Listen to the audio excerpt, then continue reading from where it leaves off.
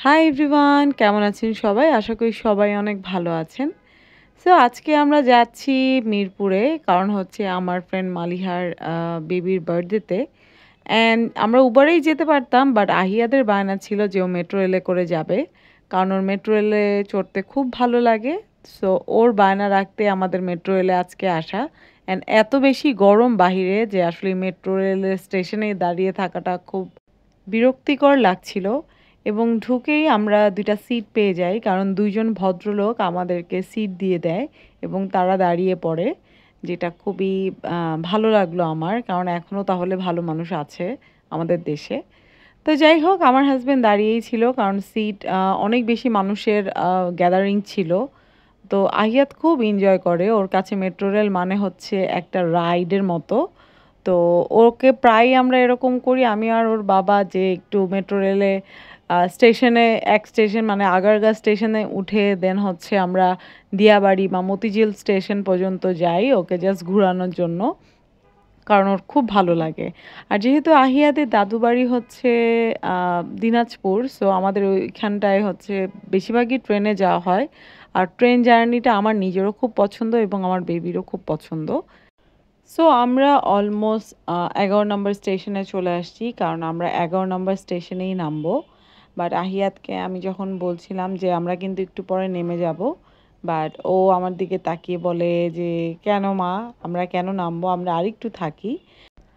কারণ আহিয়াদের কাছে metro rail মানে হচ্ছে ঘোরার একটা জায়গা। সো ওর কাছে মনে হয় এই রাইডটা যত বেশি মানে এক্সটেন্ড হবে ততই ওর জন্য ভালো। তো এরপরে আমরা চলে আসি, এনো নেমেই বলছিল বাবা আমরা আরেকটু থাকতাম, আমরা আরেকটু ঘুরতাম। তো মালিহার বাসা স্টেশন থেকে খুব একটা দূরে না। অ্যান্ড মিরপুর এরিয়াটা কেন যেন আমি 100 টাইমস আসছি, বাট তাও আমি কেন যেন চিনি না, আমার কাছে মনে হয় খুব কনজেস্টেড একটা এরিয়া। তো ফাইনালি আমরা চলে আসি, অ্যান্ড আহিয়াদের বাবা আমাদেরকে ড্রপ করে চলে যায়, যেহেতু ওর অনেক কাজ ছিল।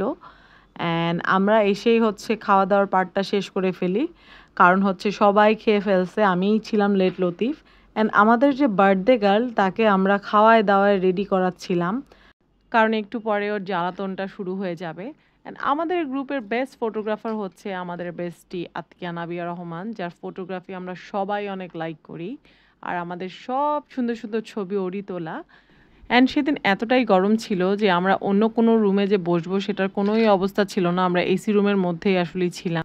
তো অনেকভাবে আমরা হচ্ছে স্ক্রিন দেখিয়ে, হাততালি দিয়ে, অনেক কিছু করে মেহেকের অনেক ছবি তুলছিলাম, কারণ হচ্ছে যেহেতু ওর জাস্ট ১ বছর পূর্ণ হলো। তো ওর আসলেই ছবি তোলাটা এখনো বুঝে না, তাই তার জন্য আমরা অনেক কষ্ট করছিলাম। তো যাই হোক, এখানে মেহেকের ভাইয়া এবং হচ্ছে বড় আপু অনেক বায়না করছিল ওরাও ছবি তুলবে।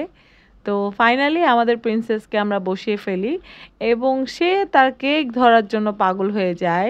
তার ১ বছরের কেকটা এত কিউট ছিল। ইভেন আমার ওর কেকটা দেখে আহিয়াদের কেকের কথা মনে পড়ে যায়, কারণ আহিয়াদেরও বার্থডে কেক কোকোমেলন থিমের ছিল। তো মাশাল্লাহ আমাদের প্রিন্সেসটাকে এত কিউট লাগছিল, মাশাল্লাহ মাশাল্লাহ মাশাল্লাহ। তো সবাই আমরা এক রুমেই আসলে গল্প গল্প করছিলাম এবং ছবি তুলছিলাম, কারণ এই রুমটা এসি ছিল। অ্যান্ড যেই গরম ছিল বাহিরে বলার বাহিরে, যে অন্য রুমে জাস্ট একটু বসবো সেটার কোনো অবস্থাই ছিল না। অ্যান্ড আমাদের প্রিন্সেস বাবুটা এবং তার মাম্মি দুইজনই সেম কালারের ড্রেস পরেছিল, যেটা অনেক বেশি সুন্দর লাগছিল মা আর মেয়েকে, মাসাল্লাহ। আর সব থেকে আমরা মিস করছিলাম ওর বাবাকে, কারণ হচ্ছে মেহেদি থাকলে আরও বেশি ভালো হতো। ইনশাল্লাহ ভেরি সুন ওর বাবা চলে আসবে। আর আমাদের প্রিন্সেস আর পারছিল না, কারণ যেহেতু ড্রেসটা অনেক ফ্লাফি ছিল অ্যান্ড নেটের ছিল, বাচ্চারা এই টাইপের ড্রেস একটু অপছন্দই করে। অ্যান্ড আমার বেবির কোনো কালেও কোনো সুন্দর ছবি থাকে না, কারণ তার ছবি তুলতেই কেন যেন ভালো লাগে না, টোটালি হচ্ছে বাবার মতো হয়েছে, ওর বাবার একদমই ছবি তোলা পছন্দ না। তো যাই হোক, আমরা হচ্ছে আমাদের বেবির অনেক পোজ দিচ্ছিলাম, আরও আরও কিছু ছবি আতকিয়া তুলছিল ওই টাইমটায়, কারণ হচ্ছে কেক কেটে ফেলার পরে আসলে তেমন একটা ছবি তোলা হয় না, কেক যতক্ষণ থাকবে ততক্ষণই আসলে সবার ছবি তোলা অ্যান্ড সব কিছু। অ্যান্ড এদিক দিয়ে আমার বেবি পাগল হয়ে গেছে কতক্ষণে আসলে কেকটা কাটা হবে, কারণ কেকটা কাটা হলে ওখানে একটা ডাক ছিল, যে ডাকটাও খাবে আসলে। আর এদিক দিয়ে আমার বেস্টি ছবি তুলতে তুলতে পাগল হয়ে যাচ্ছিল। তো আমাদের ছোট্ট বেবি আর বসে থাকছিল না। অ্যান্ড বেবির বাবার রিকোয়েস্ট ছিল বাবুর প্রত্যেকটা ফেস যেন আমি হাইড করে রাখি। কারণ হচ্ছে আমাদের বেবি কিছুদিন আগেই হসপিটালাইজড ছিল। আল্লাহর রহমতে ও এখন অনেক সুস্থ। সো জাস্ট ওর সেফটি সিকিউরিটির জন্যই ওর ফেসটা আমি হাইড করে রেখেছি।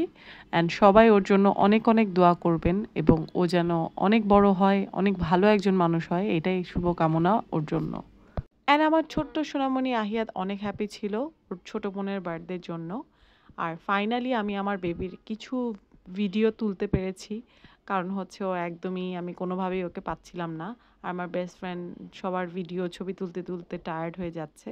যাই হোক, আজকে এই পর্যন্তই এবং আমাদের কিছু ছোট্ট ছোট্ট মুহূর্তগুলো আপনাদের সাথে শেয়ার করলাম।